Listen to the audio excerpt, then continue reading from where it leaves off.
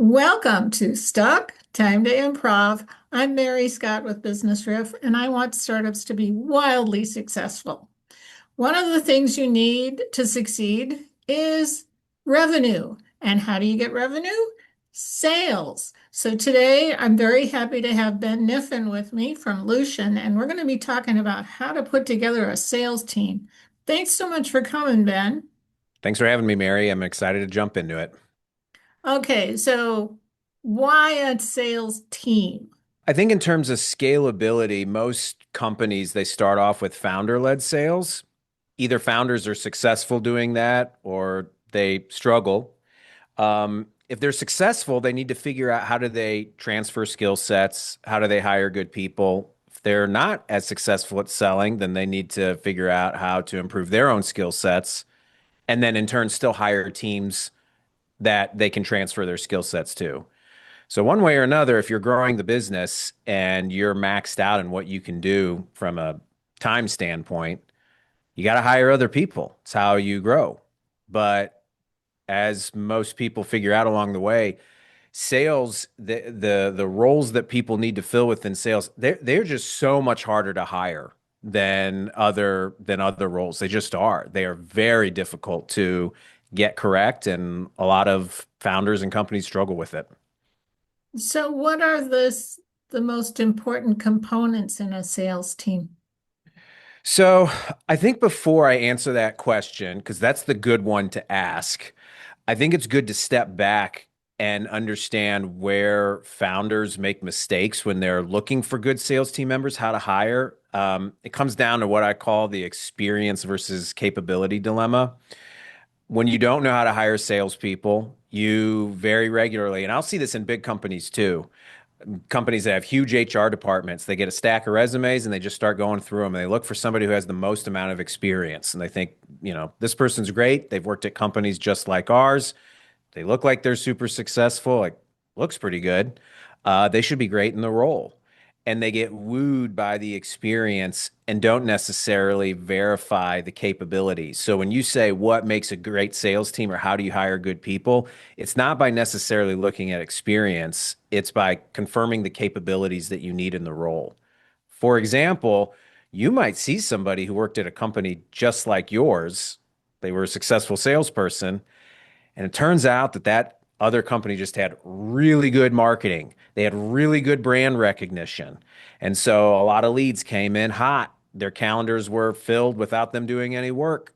And they just basically had to take orders. And all of a sudden, if they show up in your company, they've got good experience, but they don't have the capabilities to do things like generate pipeline, qualify, close deals, sell consultatively.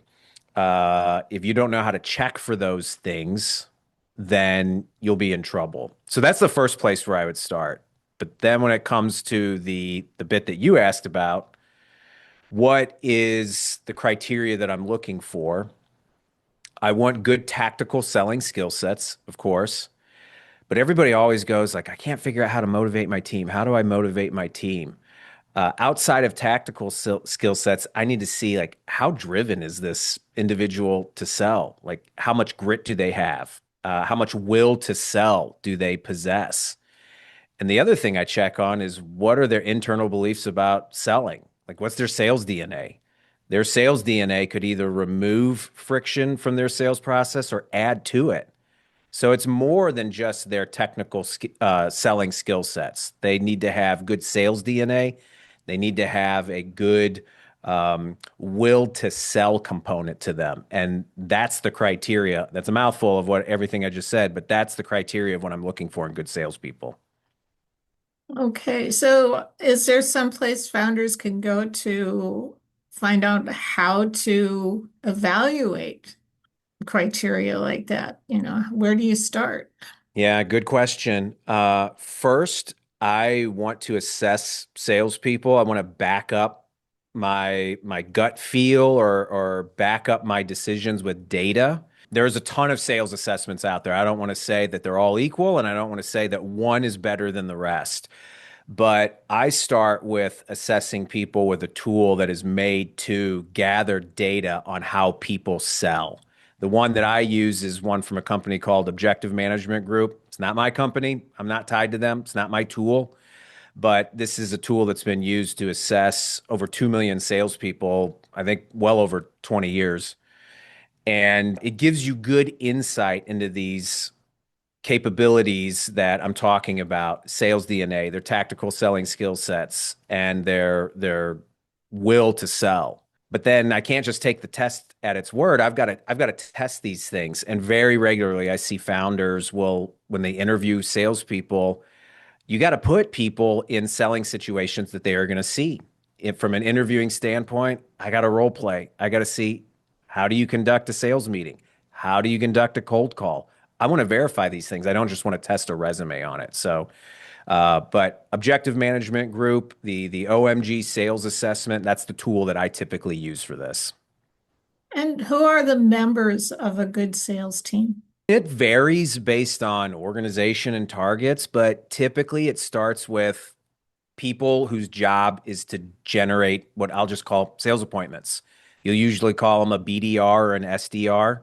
So those are the people whose job is to go out, make introductions, connect with people who don't know you, and generate appointments, put those on the calendar. From there, usually the role above that, let me back up. How about we say that those BDRs and SDRs, those are typically what you call hunters. They're the people who go out and hunt for new business. If those people do not close those deals, generally there's a person above them that they support. You might hear them called an account executive. They might actually be called a closer.